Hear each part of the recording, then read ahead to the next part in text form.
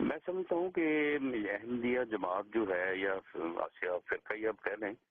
جو یہ لوگ ہیں یہ ان کو چاہیے کہ یہ خود بھی اپنے متعلق جو ہونے یا پھیلائی جانے والی یا پھیلی ہوئی جو ایک یعنی صورتحال ہے، تو اس کو یہ خود بھی جو ہے اس کو واضح کریں، اس کو جو ہے وہ کلیئر کریں، کیونکہ اگر کوئی دوسرا ان کی بات کرے گا تو اس کے اوپر یہ الزام لگے گا کہ یہ بھی احمدیہ ہے۔ ہاں جی رانا صاحب، لیکن یہ ہم کس طرح بتائیں؟ ابھی اب دیکھیں نا پاکستان کے ٹیلی ویژن چینلز کیا نجی اور کیا سرکاری، جب بھی وہ ہمارے بارے میں کوئی بات کرتے ہیں وہ 3-4 لوگوں کو بلا کے بٹھا لیتے ہیں، وہ ان کے جی میں جو آتا ہے وہ جماعت احمدیہ کے خلاف بولتے ہیں۔ کبھی کسی اخبار نے، کبھی کسی ٹیلی ویژن چینل نے یہ نہیں کیا کہ بھی چلیں آپ اگر 2 لوگ بلا رہے ہیں، 3 لوگ بلا رہے ہیں جماعت احمدیہ کے خلاف بولنے والے، تو جماعت احمدیہ کسی ترجمان کو بلا لیں جو کہ آ کے کم از کم اپنا پوائنٹ آف ویو تو بتا سکیں، ان کی کسی بات کو کہہ سکیں کہ ہاں یہ درست کہہ رہے ہیں، یہ بات جو ہے یہ غلط بتا رہے ہیں۔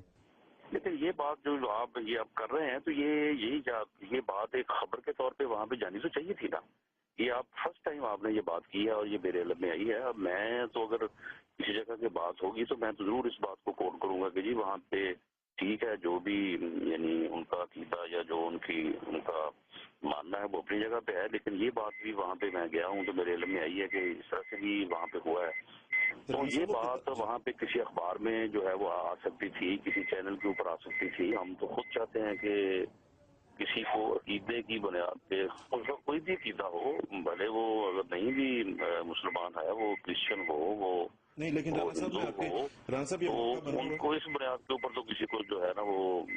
مار دینے کا تو کوئی حق نہیں۔ تو یا یہ پھر دہشت گرد ہیں یا اور دہشت گردوں نے بھی دراصل